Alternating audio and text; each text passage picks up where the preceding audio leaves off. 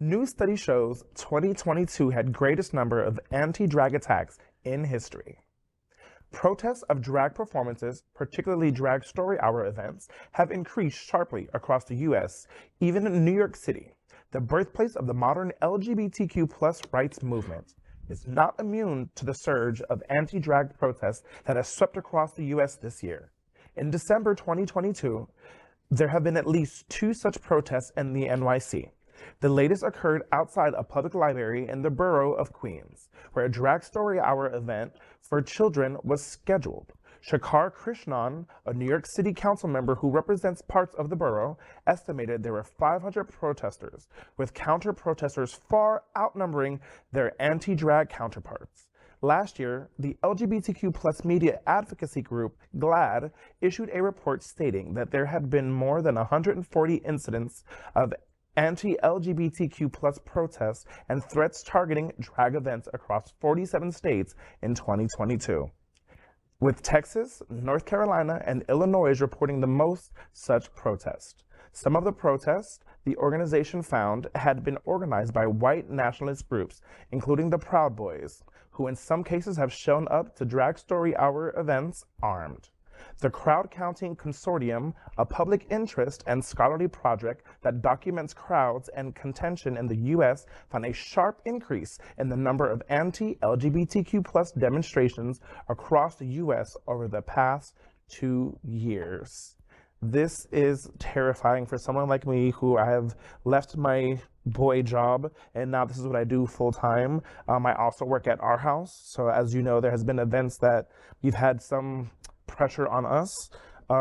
It is really crazy to think that as all we're trying to do is entertain and uplift the people around us and put on a show and have a moment where people can come and forget about the BS in the world, and we're being met with such crazy outside hate. Jasmine, I have to, I have to ask you, first off, how fabulous, I think, we're here in South Florida reporting to the nation about the statistics of being 2022, unfortunately being the worst in attacks on the drag community in history.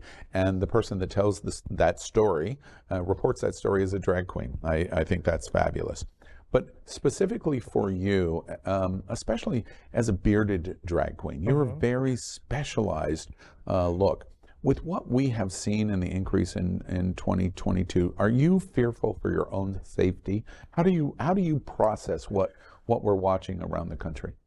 Honestly, I'm not really fearful for my safety personally, but as a show director and everything that I've done, I'm very concerned for my staff, my cast, the people that I work with, and making sure that I'm providing them a safe place to be at work. When I'm scheduling somebody and there's things going on in the community, I'm very observant of what's happening in the bars. I'm checking the doors. I find myself looking because I'm concerned for everybody who's now in this place that I have asked them to be here.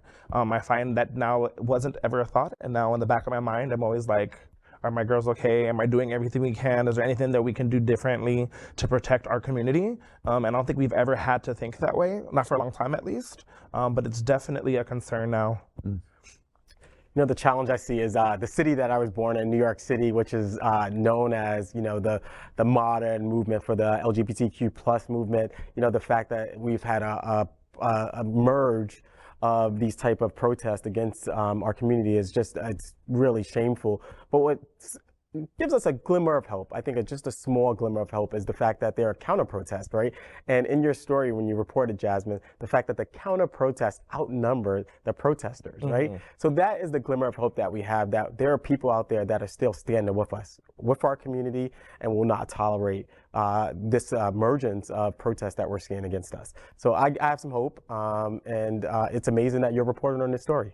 Thank you. Yeah, like I'm sorry, like I feel like in certain situations you can be afraid, you can be quiet, you can step up, you can whatever you need to do, and I'm not gonna quit doing drag. I'm not going to stop performing. I'm not going to stop being a beacon in my community. I have a lot of people who, you know, like I said, I have shows where people come out and, you know, I was having a terrible day and this, you know, turned my mood around. And that's why I do it. So I love to connect with people and give people that light. And I'm not going to turn myself off because of what some crazy people may or may not do.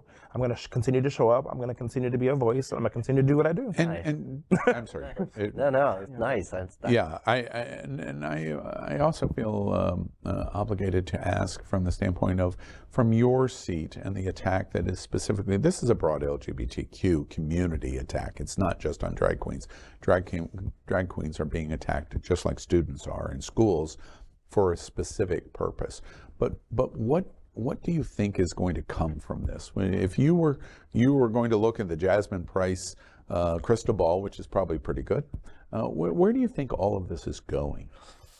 I mean, I think whenever we've seen situations where they've tried to spotlight our community and attack us, we've always come out victorious. I think at the end of the day, they're just putting a more focus on our community, and all they're going to see is all the great things that we have to offer at the end of the day. All the people who are maybe not standing up are going to see their friends be put in these terrible situations, and we're going to gain a lot more allies. And I think this is really going to help us to show who is behind us, and people are going to be shocked when this all goes in the right direction. It's interesting to me because at the end of the day, you talk about Our House and the threat against the liquor license, and what we watched about the RuPaul shows of Peter and Murray's national tour attacks over the Christmas holidays.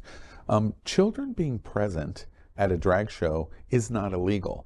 There's no court in America that is going to conclude that it is illegal for children to be at a drag show. That is impossible. It cannot be identified as adult entertainment unless there is something that is sexually explicit.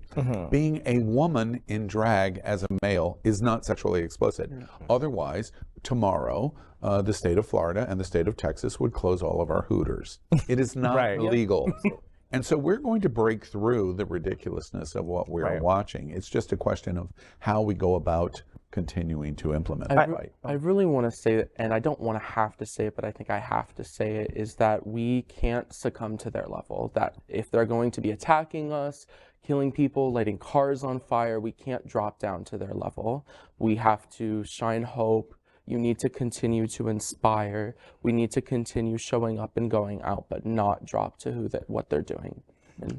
I mean, and I also feel like, you know, to be transparent, I do think there's some numbers that I do, there's some performances that I do that if there are kids in the audience, I make the choice not to do that song, right? So I think if I'm working at a late night show like Hamburger Mary's with a 10 o'clock seating, I'm imagining there's not kids in the audience. So that might be the show I might do something a little bit more crass. But that's something, as being a professional, you should be aware of your audience. If you're doing a young brunch that is family friendly, like we do Prides, at Pride shows, there's certain songs you don't do because you know there's families in the audience. And I think it's just the same thing as entertainers. We do need to have a little bit of accountability and make sure that we're holding ourselves to a standard. If you're working at a family event or you're working at a place that there's children, maybe that's not the show to get naked. You know, like maybe there's a way that you can, in this situation, if you're working a late night bar show at a club, then there shouldn't be kids there. So that's the number that you can do that there. I mean, I think it's a little bit of, you know, we have to hold ourselves accountable as well. If you're giving them the gun to shoot you with, you're giving them the ammunition, you know, at that point we need to take a little bit of accountability as entertainers. Jasmine, I can't agree more. As a dad of a 10-year-old, I've always taken my kid to drag shows in New York City. To me, I think it's celebrating diversity, right? And showing him that we have such a diverse, vast world out there.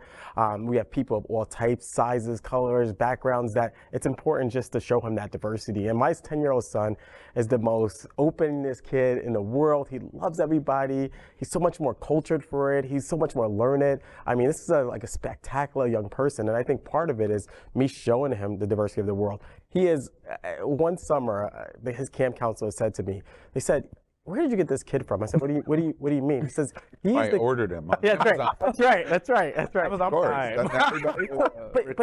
Yeah, you know, it was amazing what they said to me. They said, you know, he is the kid that is very quiet, but is the most giving. He will give his lunch, he will share his lunch with kids in the lunchroom. If he has money, and when he buys snacks, he buys it not just for himself, he buys it for other people. Like, he just embraces everyone, and that kid that no one talks to, he's always the first one to go over and embrace that person. That new kid that came into the school for the first time, he is the one to go over and bring him into his crowd and to like enculturate him into the school. And I think part of it is just raising him. Quite frankly, my kid was raised around a lot of queers. I'm queer, no surprise. But I think a lot of it, like his upbringing, was because of how I raised him and who I raised him around, that he is becoming who he is today. That is so fascinating to me because I know Scott's the expert at Safe Schools South Florida. That is the ultimate parental choice. That's the ultimate parental rights. The parent is going to make the right decision. And it is doublespeak And it is gaslighting to say, oh, we're giving you parental rights and parental choice by taking your rights away from you. Right. Which is what I just You don't heard want your you kids say. to go. Don't bring them. Exactly. LGBTQ plus news is vital for our community and for the broader world as a whole. We have enough enemies at Fox News. Tucker, Sean, and Laura are loud. We need passionate allies. Happening Out Television Network, Queer News Tonight, and It's Happening Out are literally out of the closet and into the headlines. Our community needs your support.